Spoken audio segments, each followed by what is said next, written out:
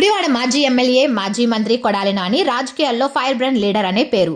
YCP ప్రభుత్వంలో కొంతకాలం పాటు మంత్రిగా పనిచేసిన కొడాలి నాని విపక్షంపై ఓ రేంజ్లో విరుచుకుపడేవారు. అయితే 2024 అసెంబ్లీ ఎన్నికల్లో కొడాలి నాని ఊహించని రీతిలో ఓటమి పాలయ్యారు.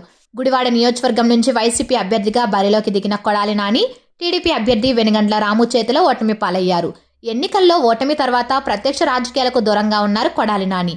గత 18 నెలలుగా వైఎస్ఆర్ కాంగ్రెస్ పార్టీ అనేక కార్యక్రమాలు చేపడుతున్నా ఆయన మాత్రం వాటికి దూరంగా ఉంటూ వచ్చారు. ఈ క్రమంలోనే ఈ ఏడాది జనవరిలో కొడాలి నాని రాజకీయాలకు దూరం అంటూ సోషల్ మీడియాలో ప్రచారం జరిగింది.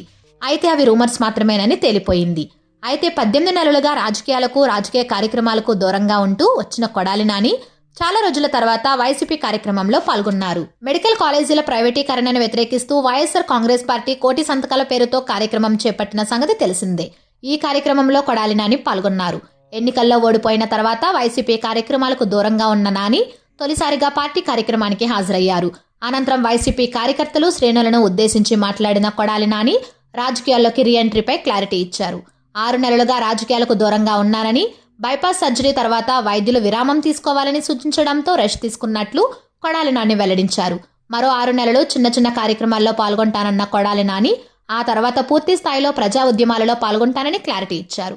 మరోవైపు పేద విద్యార్థులకు విద్య అందాలనే ఉద్దేశంతో అప్పటి ముఖ్యమంత్రి వైఎస్ జగన్ ఏపీలో 17 మెడికల్ కాలేజీలు ఏర్పాటు చేయాలని సంకల్పించారని కొడాలి నాని వివరించారు. 5 కాలేజీల నిర్మాణం వైసీపీ హయాంలోనే పూర్తయిందని, మరో 5 కాలేజీల నిర్మాణం తుది దశకు చేరుకుందన్నారు. ఇలాంటి సమయంలో పేద విద్యార్థులు, పేద ప్రజలకు ఉపయోగపడే మెడికల్ కాలేజీలను ప్రైవేటీకరణ చేయాలని ప్రభుత్వం నిర్ణయించడం దుర్మార్గమని కొడాలి నాని విమర్శించారు. కూటమి ప్రభుత్వం ప్రయత్నాలను అడ్డుకునేందుకు వైసీపీ చేపట్టిన కోటి సంతకాల సేకరణ కార్యక్రమానికి మంచి స్పందన వచ్చిందన్నారు. ఇప్పటికైనా CM Nara Chandrababu Naidu, deputy CM Pawan Kalyan medical కాలేజీల ప్రైవేటీకరణ నిర్ణయాన్ని ఉపసంహరించుకోవాలని కొడాలి నాని డిమాండ్ చేశారు. తాము సేకరించిన వినతి పత్రాలను గవర్నర్కు అందజేస్తామని వెల్లడించారు.